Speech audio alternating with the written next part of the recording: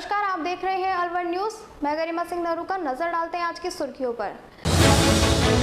भाजपा की आंतरिक कलह पर पूर्व बीजेपी मंत्री ने किया वार। बताया बीजेपी प्रदेश अध्यक्ष अनुभव सिंह सीएम के रूप में राज्य को बताया प्रबल। कंपनी बाग में कुत्ते ने किया 1 दर्जन लोगों पर हमला। युवकों ने पागल कुत्ते को बंधक बना लिया, किया निधन।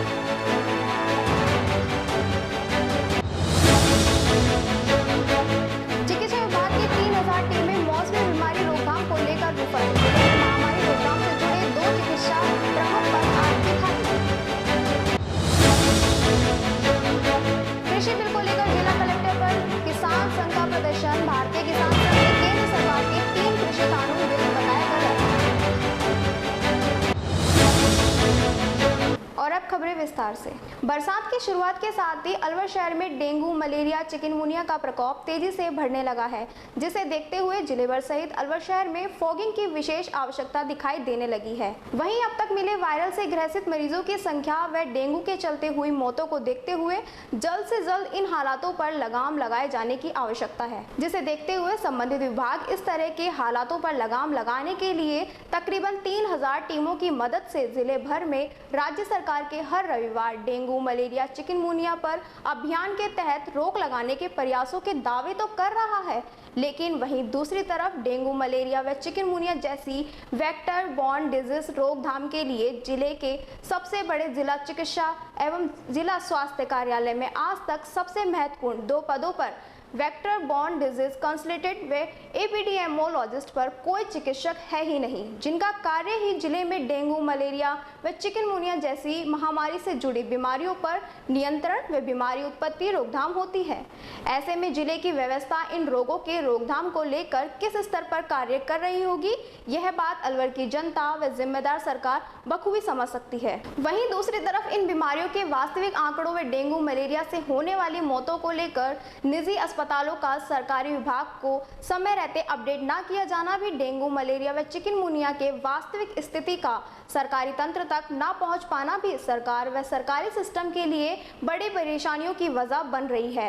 ऐसे में जिले के deputy CMHO doctor Mahesh Bairwa भी मानते हैं कि हालातों में सुधार के लिए निजी चिकित्सालयों वायरल बीमारियों से जुड़ी जानकारी समय पर चिकित्सा विभाग को पहुंचानी चाहिए, जिससे वायरल से जुड़ी डेंगू, मलेरिया व चिकनगुनिया जैसी बीमारियों पर लगाम लगाई जा सके। सुना आपने, सरकारी स्तर पर जिले के महामारी रोकथाम से जुड़े 2 महत्वपूर्ण पद खाली होने के चलते किस तरह निजी अस्पतालों की मनमानी को लेकर अब पत्र व्यवहार के बाद उच्च अधिकारियों के माध्यम से सख्त कार्रवाई करने की बात कही जा रही है। लेकिन जिस तरह अब तक जनवरी से लेकर सितंबर शुरुआत तक अब तक डेंगू, मलेरिया के अलवर में 70, रामगढ़ में तकरीब 35 व लक्ष्मणगढ़ व किशनगढ़ पास में 8 से 10 मामले आए हैं, उसे देखकर ये बेहद जरूरी हो गया है कि इन रोगों के रोकथाम से जुड़े महत्वपूर्ण रिक्त पदों को जल्द से जल्द सरकार भरे। साथ ही अलवर शहर के सरकारी चिकित्सालयों व गंदे पानी जमा होने से जुड़े स्थानों को तुरंत प्रभाव से साफ सुथरा कराएं, जिससे किसी भी बीमारी के उपचार से जुड़ा मरीज इन चिकित्सालयों से स्वस्थ होकर ही जाए, ना कि उपचार के दौरान मरीज या मरीज के परिजन सरकारी चिकित्सालय की दयनीय व खास्ता हाल जमीनी गंदगी पूर्ण हालातों के चलते किसी भी वेक्टर डिजीज का शिकार बने। मलेरिया को लेके मौजूदा जिले की स्थिति क्या चल रही है और अभी तक कितने इसमें पेशेंट मिले हैं, क्या इसको लेकर तैयारियां हैं जो रोकथाम को लेकर चिकित्सा विभाग को लेकर? मौसमी बीमारियों का दौर चल रहा है और जब से ये बारिश हुई है, बारिश के बाद जो वेक्टर बोर्न है malaria, vector borne disease malaria, dengue, chikungunya, इन सब के केसेज भी बढ़े हैं। हमारे सरकारी हॉस्पिटल में या फिर हमारे पास जो केस रिपोर्ट हुए हैं मलेरिया के ओनली अब तक 3 केस रिपोर्ट हुए हैं, डेंगू के हमारे पास 61 केस रिपोर्ट हुए हैं और स्क्रब टाइफस के 35 केस रिपोर्ट हुए हैं, जो कि जनवरी से और सितंबर तक का है। न्यूज़पेपर में छपी खबरों के आधार पे जब हमने जांच की तो हमने पाया कि अपने जनरल हॉस्पिटल, सामान्य चिकित्सालय, गीतानंद शिशु चिकित्सालय में जो वायरल फीवर के जो पेशेंट थे, जो कि रैपिड एंटीजन टेस्ट किट से डेंगू पॉजिटिव दिखाया है, वो तकरीबन 150 केसेज हैं। राज्य सरकार के आदेशानुसार हम डेंगू केसेज की पुष्टि या फिर पॉजिटिव तब करते हैं जब वो ELISA test, antibody test IgG IgM से पॉजिटिव हों। ये सब एंटीजन टेस्ट पॉजिटिव हैं। तो अभी हमें राज्य सरकार से कोई निर्देश प्राप्त नहीं हुए।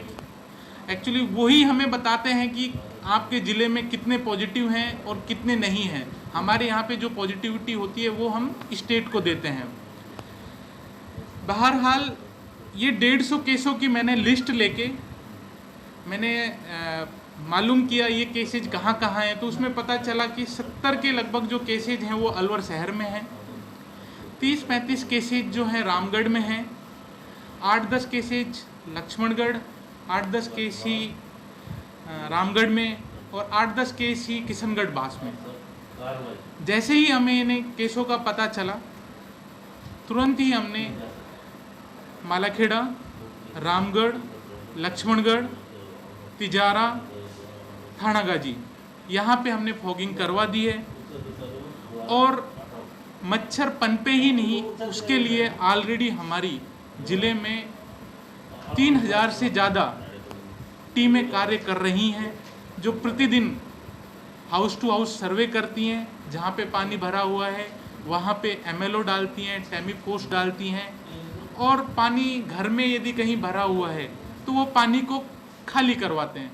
इसी के लिए हमने हर सप्ताह एक कैंपेन चलाया हुआ है राज्य सरकार के निर्देशानुसार। वो है हर रविवार डेंगू चिकनगुनिया मलेरिया पे वार, जो हर रविवार सुबह 8 से 8:30 बजे तक चलाया जाता है। उसमें ये होता है कि घर पे किसी भी बर्तन में, घर के आसपास कहीं भी कोई भी पानी एकत्रित हो रहा है तो उसे हम खाली करवाते हैं, उसमें टेमीफॉस डलवाते हैं। उससे ये होता है कि मलेरिया के लार्वा को डेवलप होने में 7 दिन चाहिए होता है। यदि 7 दिन के अंतराल में हम कहीं पे पानी इकट्ठा नहीं होने देंगे तो वो लार्वा बनेगा ही नहीं। लार्वा बनेगा नहीं तो ये बीमारियां फैलेंगी ही नहीं। किसी तरह की कैजुअलिटी की अभी जानकारी हो, कितनी हो गई जिले भर? कैजुअलिटी की कल मेरे पास मीडिया के थ्रू ही मेरे को मालूम चला। एक रामगढ़ में कैजुअलिटी बता रहे हैं और एक सोलंकी हॉस्पिटल में कैजुअलिटी बता रहे हैं। सेम वही बात मैं दोबारा दोहराना चाहूँगा। रैपिड एंटीजन टेस्ट पॉजिटिव हैं, उनके सैंपल के लिए हमने कंसर्निंग BCMOs को बोल दिया है कि आप फैक्चुअल रिपोर्ट दें, जिससे कि हम इसका पता लगा सकें कि ये कंफर्म डेंगू पॉजिटिव केस है या फिर वायरल फीवर ही है। डेंगू और मलेरिया इनको लेकर जिस तरह की बातें आ रही हैं कि निजी अस्पतालों में बहुत सारे उपचार के दौरान इस तरह की घटनाएं प्रकाश में आ रही हैं, क्या इस तरह की जानकारी सरकारी स्तर पर भी उपलब्ध हो पाती है? कैसे आइडिया लगा पाते हैं आप लोग? देखिए, इस चीज़ के लिए हमने निजी हॉस्पिटल संचालक प्रबंधक को बार बार पत्राचार के माध्यम से, टेलीफोनिक माध्यम से उन्हें बताया है, उन्हें आगाह भी किया है कि आपके पास कोई भी वायरल फीवर से रिलेटेड कोई भी केस आता है, कोई कैजुअलिटी होती है, कुछ भी होता है, आप हमें रिपोर्ट करें। बट वो हमें रिपोर्ट नहीं करते, मीडिया को वो सब चीज़ें पता चलती है और मीडिया के थ्रू ही हमें पता चलती है। हम ऑलरेडी उन्हें 2 बार बता चुके हैं। अब ये हमारे उच्च अधिकारियों की नॉलेज में लाके इन पे संज्ञान लिया जाएगा कि इनके खिलाफ अब क्या कार्रवाई की जाए। ठीक है। अलवर ज़िले में मच्छर जनित रोगों की रोकथाम के लिए अलवर चिकित्सालय विभाग द्वारा किस तरह के प्रयास हैं वो चिकित्सालय के हालात देखकर आप समझ ही चुके होंगे। साथ ही सफाई व्यवस्था भी साफ तौर पर बता रही है कि डेंगू, मलेरिया व चिकनगुनिया को लेकर किस तरह की सफाई व्यवस्था देखने को मिल रही है। और दूसरी तरफ चिकित्सा एवं स्वास्थ्य विभाग जिला कार्यालय में 2 महत्वपूर्ण पद आज तक रिक्त हैं, जो कहीं ना कहीं मच्छर जनित रोगों की रोकथाम के लिए सबसे महत्वपूर्ण पदों में उनकी गिनती होती है। अब देखने का विषय ये रहेगा कि इस खबर को दिखाए जाने के बाद क्या इन रिक्त पदों पर नियुक्ति हो पाती है या स्थिति बनी रहती है। अलवर से अलवर न्यूज़ के लिए मैं समर गुप्ता। सोडावास कस्बे के सीताराम मंदिर परिसर में चल रही श्रीमद् भागवत पुराण कथा के कथावाचक ने नंद उत्सव का वर्णन किया। कथावाचक आर्य बालकृष्ण भूपेंद्र महाराज धाम वृंदावन ने बताया कि बालक को जन्म देने वाली माता ही बालक की प्रथम गुरु होती है। खिलौना का साँचा खराब होता है तो खिलौना भी वैसा ही बनेगा। इसी प्रकार माताओं को देवकी की तरह तपस्वी, संयमित जीवन, सेवा भाव, सरल स्वभाव और संस्कारवार होना चाहिए। श्री भगवान कृष्ण की लीलाओं का वर्णन करते हुए कथावाचक ने कहा कि श्री कृष्ण की लीलाओं में परमात्म तत्व का भी दिव्य रूप झलकता है। राजगढ़ कस्बे के मुख्य बाजार की सड़कों के क्षतिग्रस्त होने से राहगीरों को आवागमन में भारी परेशानियों का सामना करना पड़ रहा है। कस्बे के कांकनवाड़ी बाजार के दुकानदारों और प्रभुजनों ने बताया कि गत वर्ष कस्बे में पेयजल की लाइन डालने के लिए कस्बे के मुख्य बाजारों सहित गलियों में एनसीआर की लाइन को डालने के बाद उनकी मरम्मत नहीं कराई गई। गड्ढों को यूं ही छोड़ दिया गया। गड्ढों के कारण लोगों को सड़कों पर चलना बेमुश्किल हो रहा है। वहीं दूसरी ओर वाहनों के खटारा होने व दुर्घटना से लोगों में भय बना हुआ है। नागरिकों ने संबंधित विभाग के अधिकारियों, जनप्रतिनिधियों सहित जिम्मेदार लोगों से सड़कों का निर्माण कराने की मांग की। नगर पालिका तिजारा के वार्ड 25 से पार्षद गिरिराज सैनी का लंबी बीमारी के चलते देहांत हो गया। नगर पालिका अध्यक्ष जब्बू राम सैनी ने बताया कि पार्षद गिरिराज सैनी बीमार चल रहे थे, जिनका निधन हो गया।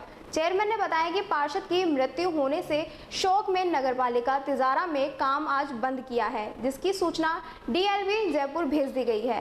पार्षद के निधन होने पर पार्षदों ने संवेदना प्रकट की और परिवारजनों को ढांढस बताया। कटुमर उपखंड की ग्राम पंचायत बहुत कला के तीर्थ स्थल धोलागढ़ में पूर्व उप मुख्यमंत्री सचिन पायलट के जन्म दिवस के उपलक्ष्य में रक्तदान शिविर का आयोजन युवा टीम सचिन पायलट कटुमर के तत्वाधान में किया गया। युवा टीम के सदस्य मदन रावत व संजय अवस्थी समूची ने बताया कि शिविर में 147 यूनिट रक्तदान हुआ है। करीब 60 रक्तवीरों ने पहली बार रक्तदान किया। शिविर के दौरान युवाओं में काफी उत्साह देखा गया और बढ़ चढ़कर हिस्सा लिया। रक्तदान दाताओं को सर्टिफिकेट भेंट कर सम्मानित किया गया। अलवर शहर में बुधवार सुबह कंपनी बाग में घूमने आए बुजुर्ग पुरुष सहित महिला व एक युवक की सांसें उस वक्त एक बार फिर रुक गई जब कंपनी बाग के अंदर एक कुत्ते के व्यवहार में अचानक बदलाव देखने को मिला। इस दौरान मौके पर मौजूद कुत्ते ने घूमने आए बुजुर्ग सहित महिला व युवक के नाक, कान व होठ को चबा डाला, जिसके बाद खून से लथपथ इन लोगों के कंपनी बाग से बाहर निकलते हुए हालातों को देखकर अन्य लोग भी दहशत में आ गए। साथ ही इस दौरान कुत्ते ने तकरीबन 8 से 10 लोगों को काट भी लिया है, जिसके बाद कंपनी बाग में घूम रहे अन्य लोग भी मौके से एक एक करके गायब होने लगे। जिसके बाद कुछ युवकों ने इस कुत्ते को किसी तरह काबू में कर लिया और उसे कंपनी बाग के गेट से बांधकर लाठियों के वार से कुत्ते को मार दिया। लेकिन पूरी घटना के दौरान ना तो नगर परिषद की टीम पहुंची और ना ही कंपनी बाग से जुड़े हुए गार्ड इस मामले में अपनी जिम्मेदारी निभाते देखे गए। हाँ, इतनी जरूर गनीमत रही कि मौके पर हंगामा होते देख वहां से गुजर रही निर्भया टीम की 2 महिला सिपाही सुनीता मीणा व उमा कुमारी लोगों को सांत्वना देते जरूर दिखाई दी। लेकिन इन हालातों की पुनरावृत्ति ना हो, इसके लिए आम आदमी को भी जागरूक होना चाहिए और सार्वजनिक पार्कों में बंदरों व कुत्तों को खाद्य पदार्थ डालने से बचना चाहिए। बाबा साहब, ये नाक पे पट्टी क्यों बांध रखी है? बाबू जी, मेरे पागल कुत्ता खा गए। कंपनी बाग में 8-10 को खा चुका और मेरी नाक की हड्डी निकल आई। डॉक्टर साहब ने सर्जरी की, होठ खा गया मेरा। कब खाया ये? आज सुबह घूमना आया था मैं जब। अपने बयानों को लेकर पूर्व भाजपा सरकार ने मंत्री रहे डॉक्टर रोहिताश शर्मा एक बार फिर से बीजेपी के राजस्थान नेतृत्व को लेकर चर्चाओं में हैं। साथ ही प्रतिपक्ष नेता गुलाब चंद कटारिया को लेकर भीम वरिष्ठ विधायक कैलाश मेघवाल का लिखा लेटर, जहां गुलाब चंद कटारिया पर गंभीर आरोप लगा रहा है, वहीं गुलाब चंद कटारिया को नेता प्रतिपक्ष के पद से हटाए जाने की भी कैलाश मेघवाल द्वारा मांग की गई है। इन हालातों भाजपा प्रदेश कार्यकारिणी में जहां कई तरह की चर्चाएं गर्म हैं, इन हालातों को देखते हुए बीजेपी में रहे पूर्व प्रदेश सरकार के मंत्री डॉक्टर रोहिताश शर्मा ने मीडिया के साथ बातचीत के दौरान प्रदेश भाजपा कार्यकारिणी को नेतृत्व के अनुभवहीन बताया है। साथ ही भविष्य में अनुभवहीन नेतृत्व से जुड़े भाजपा प्रदेश अध्यक्ष को इशारों में भविष्य का सीएम बनाने के संभावना पायदान से पूर्णतः खारिज भी कर दिया है। दूसरी तरफ पूर्व मुख्यमंत्री वसुंधरा राजे सीएम बनाए जाने की दावेदारी भी शर्मा ने ने पेश की है। इस दौरान रोहिता शर्मा ने जनवरी में भाजपा को बड़ा झटका लगने की बात कही है। साथ ही मौजूदा भाजपा प्रदेश नेतृत्व के चलते पैसे वाले व लंबी लंबी गाड़ी वाले नेताओं को ही भाजपा में प्रमुखता के साथ जगह दी जाने का आरोप भी लगाया है। दूसरी तरफ रोहिता शर्मा ने साफ तौर पर कहा है कि दिल्ली में जहां बीजेपी का कोई विकल्प नहीं है, वहीं राजस्थान में कांग्रेस के आगे बीजेपी विकल्प बन पाने में पूर्ण रूप से विफल हो गई है, जिसके चलते प्रदेश में मुख्यमंत्री गहलोत महंगाई, गैस, पेट्रोल के दामों को कैश करते हुए प्रदेश में कांग्रेस को साबित करने में कामयाब हो रहे हैं और पंचायत चुनाव में उन्होंने बेहतर जीत भी हासिल की है। देखिए, मैंने पहले भी कहा, आज भी कह रहा हूँ कि पार्टी का नेतृत्व अनुभवहीन है और पब्लिक में इनकी कोई साख नहीं है, ना पहचान है। पूरे प्रदेश की भौगोलिक स्थिति का भी इनको ज्ञान नहीं है। जनता की नब्ज पहचानने का तो सवाल ही नहीं उठता।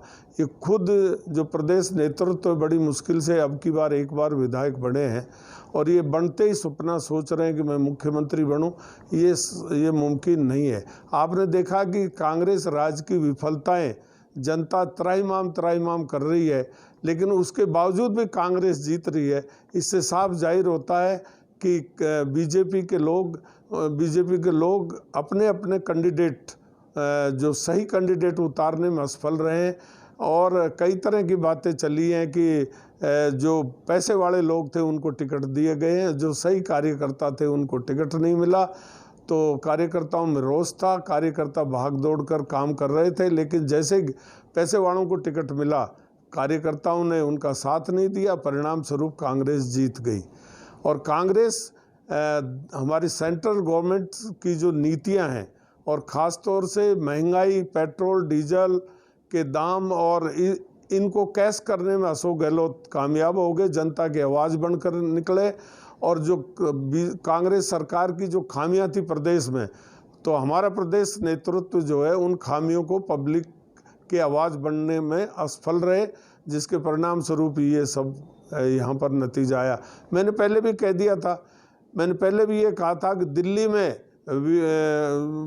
बीजेपी का कोई विकल्प नहीं, विपक्ष नहीं है जो बीजेपी का विकल्प बन सके। ठीक इसी प्रकार राजस्थान में जो बीजेपी है वो कांग्रेस का विकल्प नहीं बन पा रही।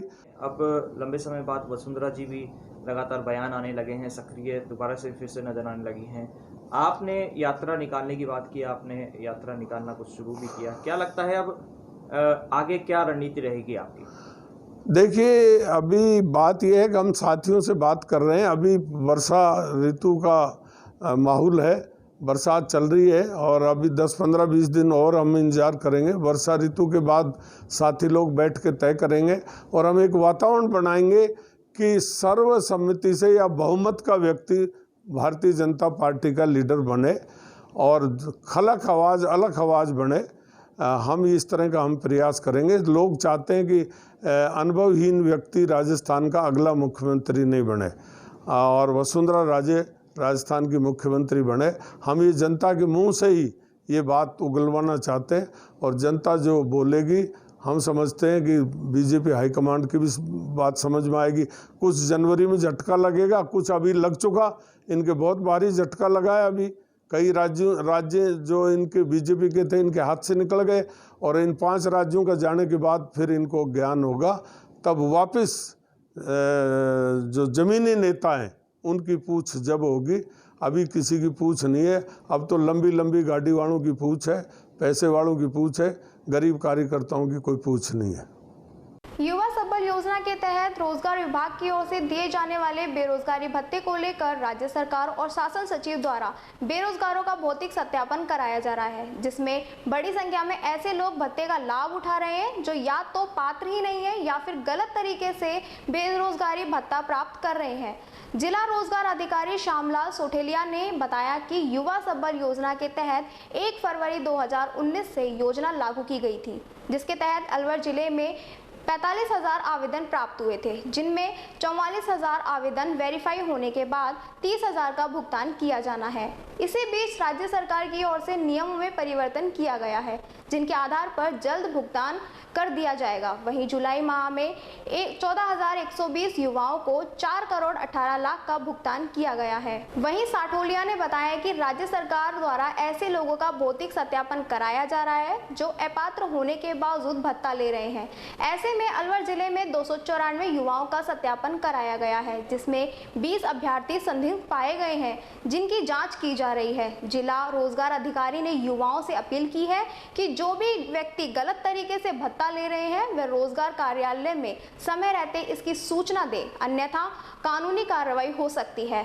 सूचना देने के बाद संबंधित अभ्यर्थियों का रोजगार भत्ता बंद कर दिया जाएगा। भत्ते को लेकर आज जो हिसाब जारी किया है, क्या है पूरा? राजस्थान सरकार ने राजस्थान के स्नातक युवाओं को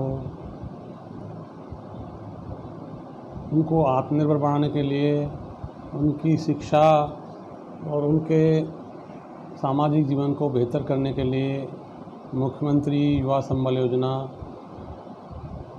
1 फरवरी 2019 से लागू की थी। अलवर ज़िले ने मुख्यमंत्री युवा संबल योजना में लगातार उल्लेखनीय कार्य किया है। लगभग 45,000 आवेदन हमें इस योजना में प्राप्त हुए हैं, उसमें से 44,000 आवेदन हमने वेरीफाई कर दिए हैं। लगभग 30,000 आवेदनों को हमने भुगतान टच कर लिया है। अभी राज्य सरकार ने इस योजना में कुछ परिवर्तन प्रस्तावित किए हैं, उसके हिसाब से कुछ आवेदन पेंडिंग हैं जिनका भुगतान बहुत जल्दी हम राज्य सरकार के दिशा निर्देश के अनुसार कर देंगे।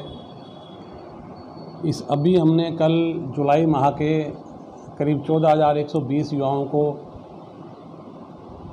4 करोड़ 18 लाख रुपए का भुगतान किया है। ये जल्दी ही संबंधित युवाओं के खाते में जमा हो जाएगा। राज्य सरकार और शासन सचिव महोदय से की तरफ से एक पहल की गई है कि जो अपात्र बेरोजगारी भत्ते का लाभ ले रहे हैं उनका भौतिक सत्यापन किया जाए। इसी क्रम में हमने करीब 294 लोगों का भौतिक सत्यापन किया है और उसमें करीब 20 आशार्थी की पात्रता संदिग्ध है, उसकी हम जांच कर रहे हैं। इसी तरीके से मैं मीडिया के माध्यम से और जो हमारे लाभार्थी उनको ये अपील करना चाहूँगा कि यदि आपकी पात्रता में किसी तरह की कोई त्रुटि भुगतान काल के दौरान आई है तो आप उसे हमें बताएं ताकि हम आपका बेरोजगारी भत्ते का लाभ बंद कर दें और जो पात्र व्यक्ति है उसको वो लाभ दिया जा सके। राज्य सरकार की चेतावनी और हमारे लिख देने के बावजूद भी यदि कोई बेरोजगार गलत तरीके से या अपात्रता के आधार पर बेरोजगारी भत्ता लेता हुआ पाया जाएगा तो उसको इस योजना के जो प्रावधान है उसके तहत उसके विरुद्ध कार्रवाई प्रस्तावित की जाएगी। शासन सचिव महोदय ने राजस्थान के कुछ जिलों में से ऐसे आशार्थी पाए हैं। अभी तक हमारे ज़िले से ऐसी कोई सूचना नहीं मिली है, फिर भी मुख्य रूप से ऐसे आशार्थी जिनकी आय 2 लाख से ज़्यादा है, जो निरंतर पढ़ रहे हैं। इसी के साथ खबरों में वक्त तो चला एक छोटे से ब्रेक का, फौरन लौटेंगे, बने रहिए अलवर न्यूज़ के साथ।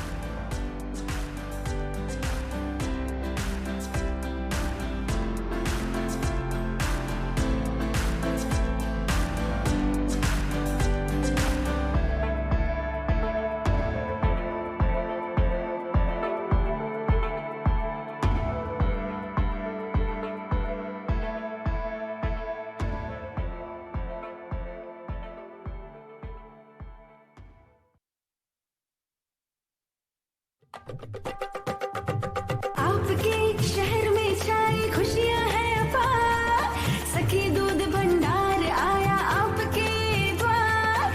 आपके शहर में छाई खुशियां हैं अपार, सखी दूध भंडार आया आपके द्वार।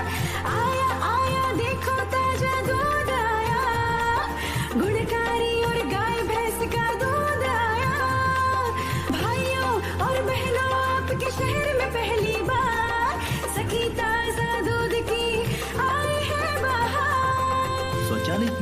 द्वारा हो रही है रोज दूध की सप्लाई। आओ हम सब दूध खरीदें, इसमें कैसी कठिनाई। हर स्तर पर होती गुणवत्ता की जांच, ताकि आपके स्वास्थ्य पर नहीं आए कोई आंच। आया आया देखो ताजा दूध आया, गुणकारी और गाय भैंस का दूध आया। भाइयों और बहनों आपके शहर में पहली बार सखी ताजा दूध की आई है बाहर। ऑनलाइन भुगतान की भी है सुविधा, एडवांस बुकिंग में भी जरा नहीं है दुविधा। आपकी सेवा लक्ष्य हमारा, हर घर दूध पहुंचाए ये उद्देश्य हमारा। आया आया देखो ताजा दूध आया, गुणकारी और गाय भैंस का दूध आया। आओ हम शहरी महिलाएं कदम उठाए, ग्रामीण महिलाओं को सशक्त बनाए।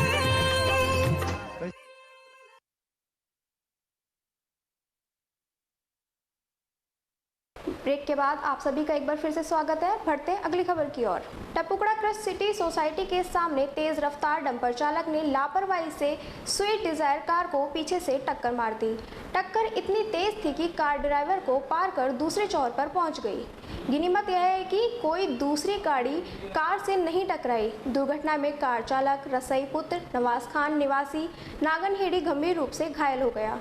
घायल को मौके पर मौजूद लोगों ने टपुकड़ा CSC पहुंचाया, जहां प्राथमिक उपचार के बाद उसे अलवर रेफर कर दिया गया।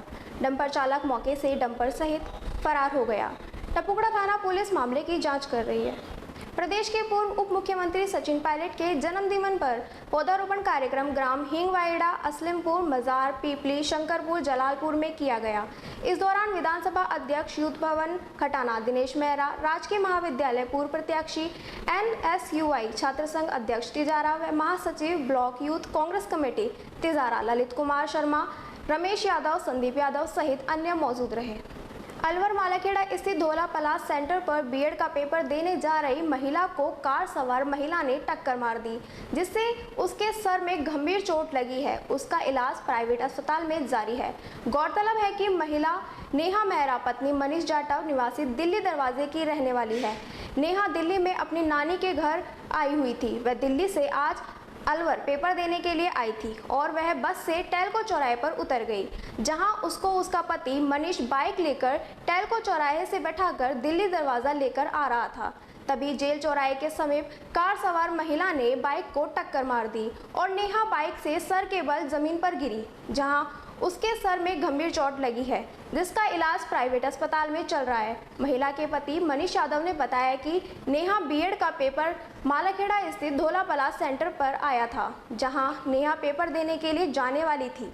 उससे पहले वह अपनी मां के घर दिल्ली दरवाजे पर मिलने के लिए, उसके बाद वह पेपर देने के लिए जाती, जहां पेपर देने से पहले ही उसको कार सवार महिला ने टक्कर मार दी और महिला मौके से कार लेकर फरार हो गई। फिलहाल इस मामले की रिपोर्ट कोतवाली थाना पुलिस को दी गई है।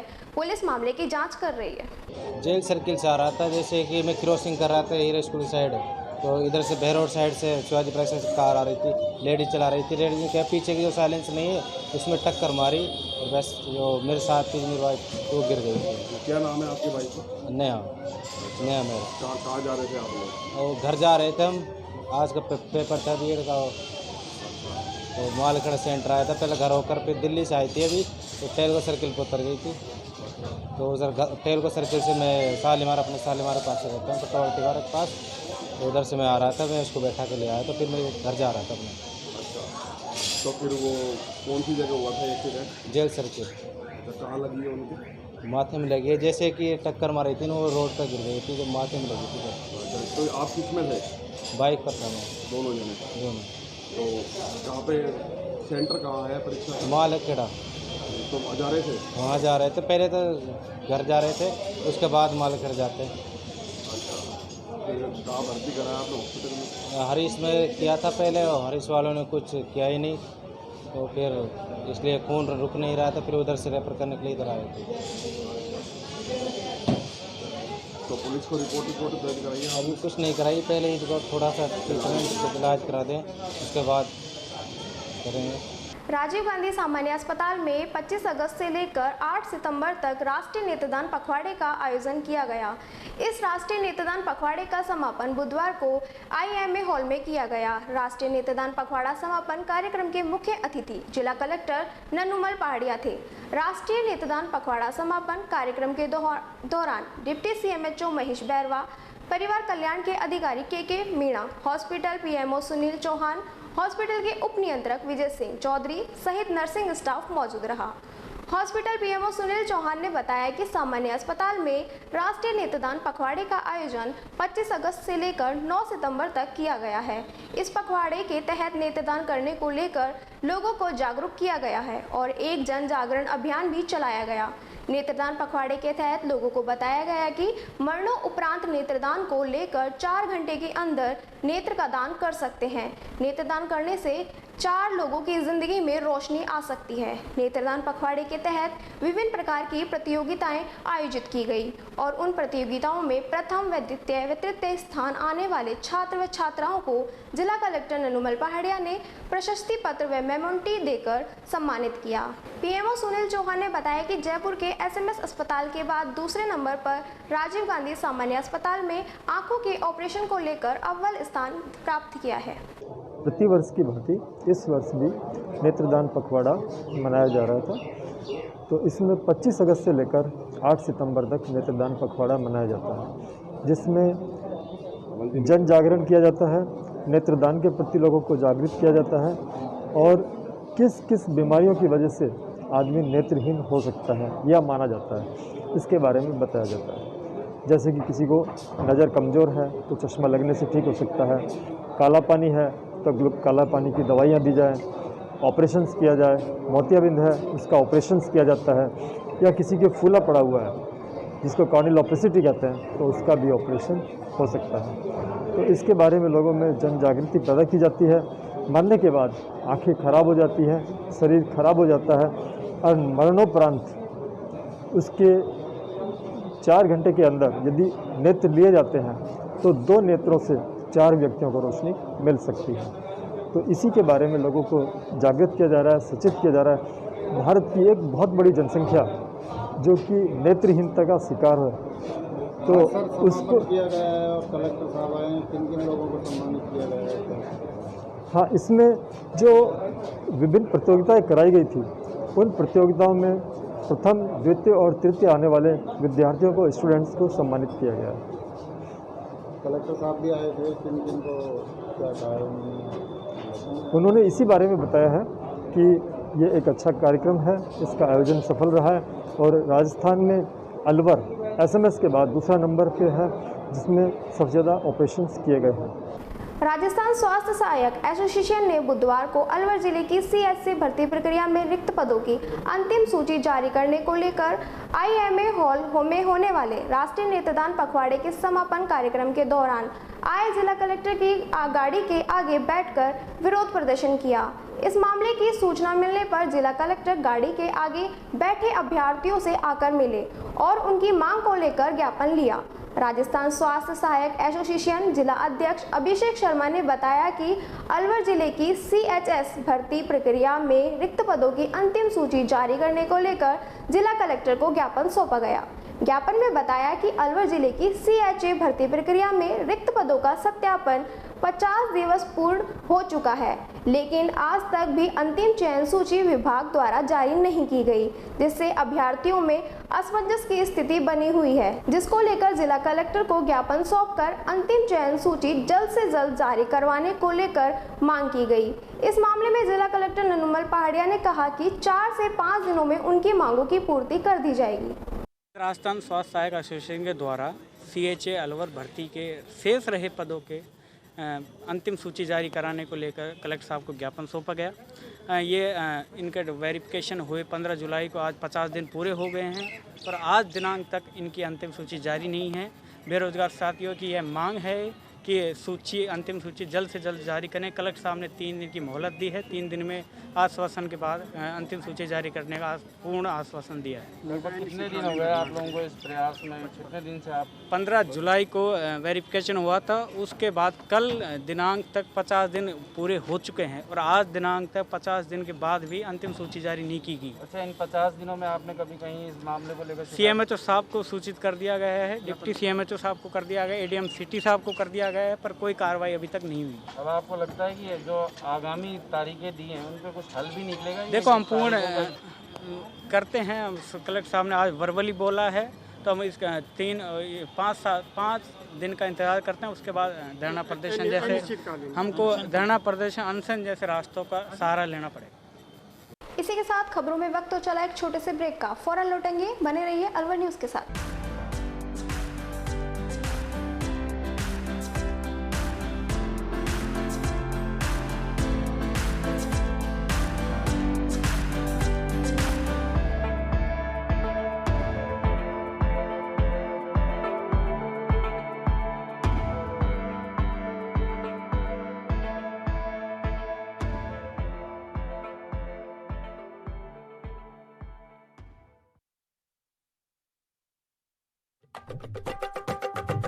आपके शहर में छाई खुशियां हैं अपार, सखी दूध भंडार आया आपके द्वार। आपके शहर में छाई खुशियां हैं अपार, सखी दूध भंडार आया आपके द्वार। आया आया देखो ताजा दूध आया, गुणकारी और गाय भैंस का दूध आया। भाइयों और बहनों आपके शहर में पहली बार सखी ताजा दूध की आई है बहार। स्वचालित मशीन द्वारा हो रही है रोज दूध की सप्लाई। आओ हम सब दूध खरीदें, इसमें कैसी कठिनाई। हर स्तर पर होती गुणवत्ता की जांच, ताकि आपके स्वास्थ्य पर नहीं आए कोई आंच। आया आया देखो ताजा दूध आया, गुणकारी और गाय भैंस का दूध आया। भाइयों और बहनों आपके शहर में पहली बार सखी ताजा दूध की आई है बहार। ऑनलाइन भुगतान की भी है सुविधा, एडवांस बुकिंग में भी जरा नहीं है दुविधा। आपकी सेवा लक्ष्य हमारा, हर घर दूध पहुंचाएं, ये उद्देश्य